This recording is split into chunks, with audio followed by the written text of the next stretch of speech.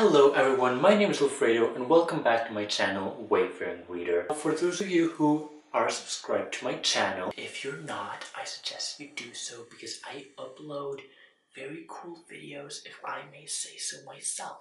So, just go do it, you won't regret it. You may have noticed last Friday I did not upload a video and I want to apologize for that, but my laptop broke. It just died completely and I had to take it to be repaired.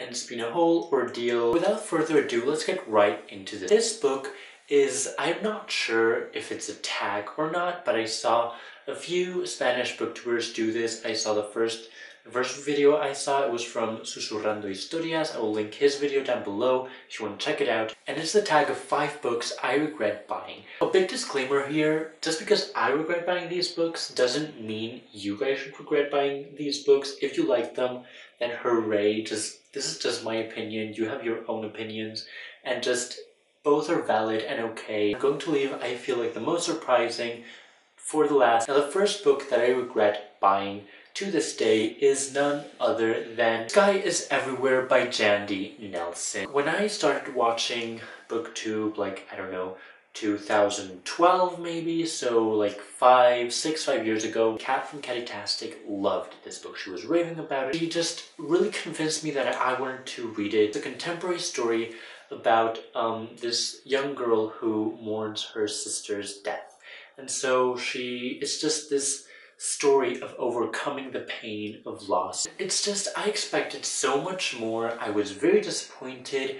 Jandy Nelson has also written I'll Give You the Sun, which I've heard nothing but great things about, but since I didn't like this, I've been very reluctant to pick up her other book. And I'm very mad because The Sun is also, oh god, I was going to say The Sun is also a star. What is wrong with me?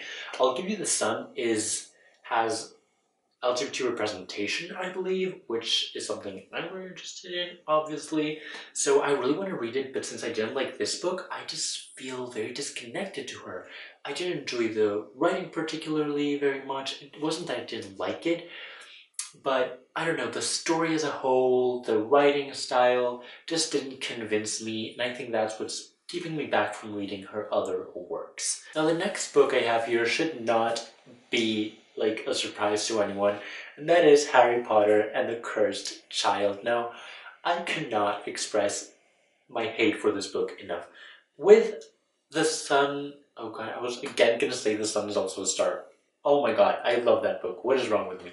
With The Sky is Everywhere, it was kind of more disappointing and meh feeling. I feel very indifferent about that book, but with this one, it's really hate. It's not even a love-hate relationship, it's just a hate relationship. I regret buying this book so much. I don't consider it canon. I know many people do.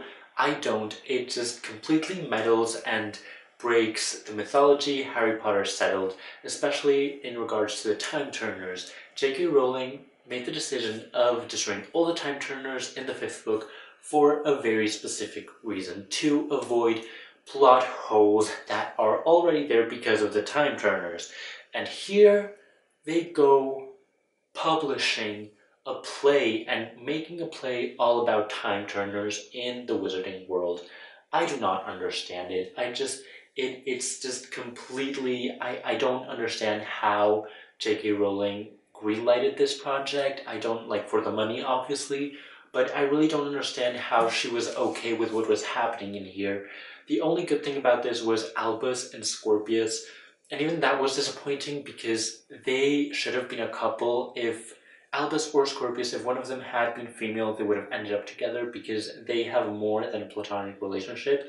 But yeah, heteronormativity in this book is just all over the place. The 8th part of Harry Potter, no, and it's not even written by J.K. Rowling. It says it right here, based on an original idea by these 2 people and J.K. Rowling, and new play by Jack Thorne.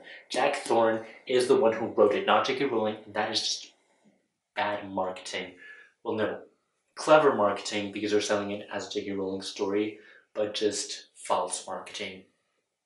Now the next one might be a surprise because I really, like, if you guys, I don't know if I've talked about this in this channel because I'm fairly new to booktube, but I love Cassandra Clare. Like, Cassandra Clare is one of my favorite authors, of all time, and I admire her so much. She's evolved so much. I love her stories, I love her characters. This one might be a surprise because it's the Bane Chronicles. With this, I do have a love-hate relationship. It just didn't add anything to the story. Like with Tales of the Shadowhunter Academy, it's also a bind-up of novellas, but that one was so good. It felt like a Shadowhunter novel. It read like a Cassandra Clare book. This doesn't read like Cassandra Clare. This doesn't read like anything at all. The stories, most of them were boring. Most of them were senseless. They did not add anything. They didn't even tell me much about Magnus that I didn't even know. And I didn't get to know Magnus better because I feel they don't add any depth to his character in this. That's why I'm very excited for the Eldest Curses, although very nervous, because I hope we will get that depth and that like insight onto his life and his insights and just his emotions, which we did not get here. And this was just overall just that. The next book is maybe surprising for some of you who've read this author, but it was surprising for me because I wanted to love this book, and that's Colleen Hoover's November 9th. Now, I am in the process of reading all Colleen Hoover books. A friend of mine, she's read all of Colleen Hoover's books. She loves them, mostly all of them, and this one is one of her favorites, I believe. And I'd heard a lot of good things about this, even from Christine from Pearl and Bananas books. I believe this is her favorite book. So when I read this, and I kind of found out what the plot twist was going to be, because Colleen Hoover always includes like this kind of super mind-blowing plot twist at the end of her books. I found it out and I was surprised nobody was talking about this issue. So I deeply regret buying this novel because the relationship that is depicted in November 9, I find it super unhealthy. I don't want to get into spoilers, but basically there are a lot of lies, and in the end, they don't really talk about it. They didn't talk about how the lies had affected them. They just overlooked it, and it was just a relationship full of dishonesty and just bad motivations. Now, the last book, I think, might be the most surprising. And please, please don't kill me. Yes. The Hunger Games. I mean, oh my god, people love this.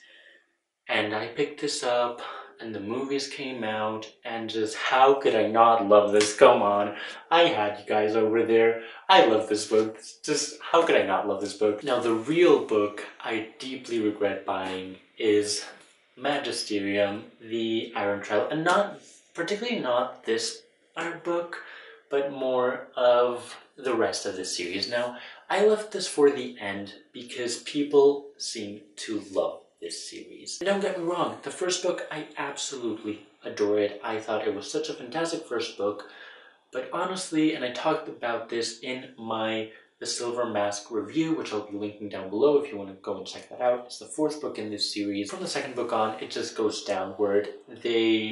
Cassandra Clare and Holly Black, which are two amazing ladies, amazing authors. I admire them so much.